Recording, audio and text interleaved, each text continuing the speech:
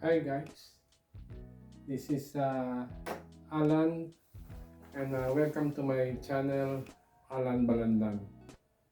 For this video, uh, I want to show you itong bagong bili namin na lightweight chair. Brand is Mountain Designs. The reason na bakit gusto kong ipakita sa inyo to is para sa akin is ang ganda niya. Ganito yung matagal ko nang gustong bilhin, pero nakikita ko yung mga branded na lightweight chair is napakamahal. So hindi ako basta bumili kagad. Ngayon nung last Sunday nagpunta kami sa Anaconda.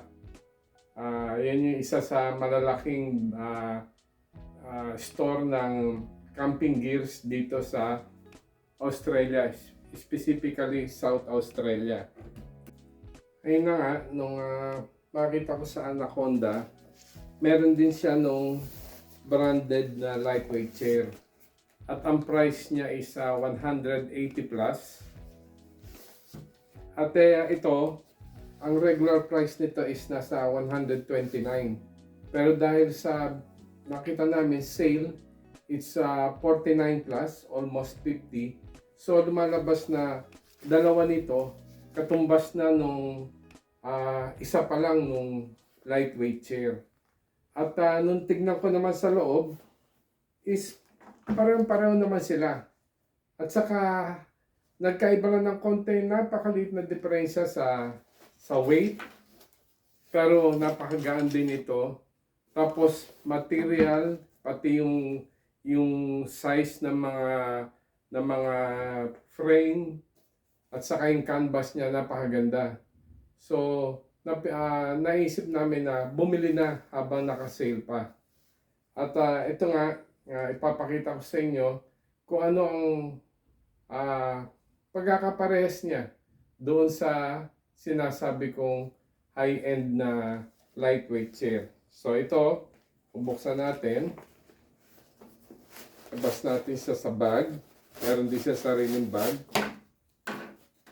Tapos, ito yung mga accessories niya. Ito. Ayan. Ito yung pinaka canvas niya na may mesh.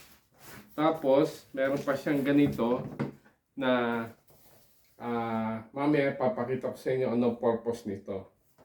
At ito yung mga pinaka frame niya na i-assemble natin.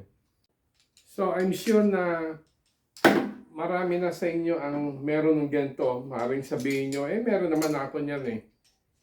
Pero gusto ko lang i-share sa inyo na nabili ko to sa murang halaga. Kaya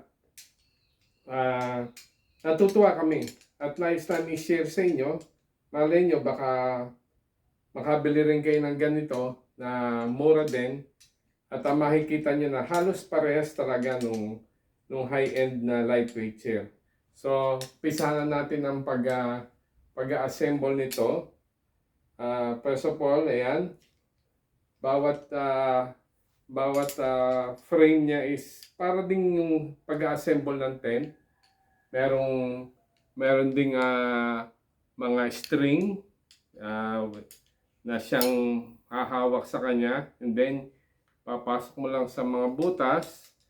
Hindi mo naman mapagpapalit ito dahil kung nasa yung string, yun lang ang pwede niyang pasukan.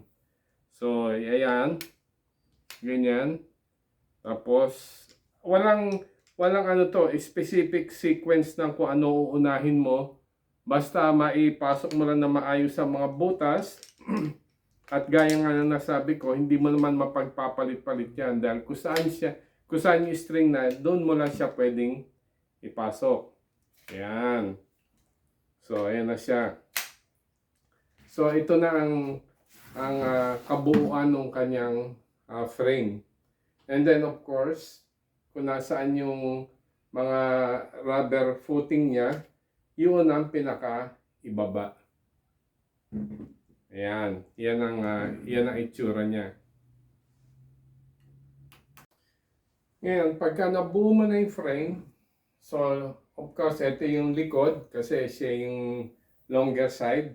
Ito yung pinaka sa uupuan mo at ito nga yung pinaka legs niya. So, ang next step is i-unfold mo to and yung kung nasan yung logo, yun ang sa likod. Para sa akin, ang mas magandang paglalagay nito is unahin itong shorter na bakal or frame kasi mas mahirap siyang ikabit kaysa dito sa mahaba. Dahil ito mahaba, mas madaling i-bend kaysa dito sa maikse. So, ang magandang gawin dyan is ganyan mo, tagilid mo, tapos medyo i-press mo lang ng konti itong bakal natin nyo, sumusunod naman siya para maipasok dito sa butas na pagpapasukan. Ayun o, swabing swabe. And then, itayo mo na. Pag naitayo mo na, pasok mo tong isa dito sa likod para do sa back part niya. Pasok mo to.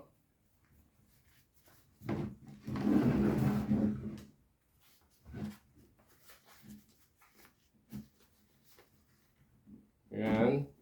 So, naipasok ko na tong isang frame sa likod.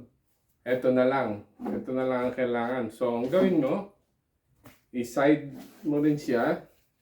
Ganyan. Tapos, ganyan lang. Pasok mo lang na ganyan. Ayan na. Buo na siya. Wala. Yan ang kalalabasan ng lightweight chair. At ito na nga, na-assemble na natin. So, front view, side view, and back view. Yan. Yan ang kabuuan yan. Diba pareho din ng high-end na lightweight chair. Kaya, napakaganda niya. At tested na rin. Sinubukan ko na rin upuan to. Nasa, nasa 70 plus kilograms. Napakatibay niya. Hindi mo siya makitaan na bend yung frame niya o mayroong maingay o kung ano man. Kundi ang ganda niya. Ngayon, last part na ilalagay natin is this one. Kung para saan ba to? Kung titingnan nyo, meron din siyang 4 na corners na pagsusuksukan. Diyan nyo isusuksok yung paa niya. Yan. So, tatanong nyo para saan? Bakit lalagyan pa niyan? Actually, ang main purpose daw nito is, pag kinabit mo yan sa 4 na paa,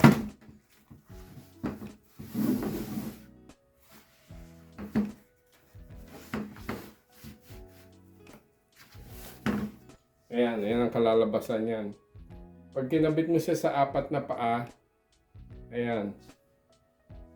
Ngayon, may velcro pa yan na pwede mong ikabit, which is, para sa akin, hindi na siya masyadong kailangan. Pero since nandyan naman, di ikabit na.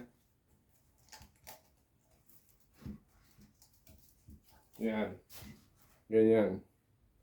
Ngayon, para saan yan? Ang purpose pala niyan, para pagka umupo ka at nasa medyo soft ground ka, hindi ito babaon sa lupa. Itong 4 na paa, hindi siya babaon sa lupa. Dahil meron siya nito, pumipigil sa kanya.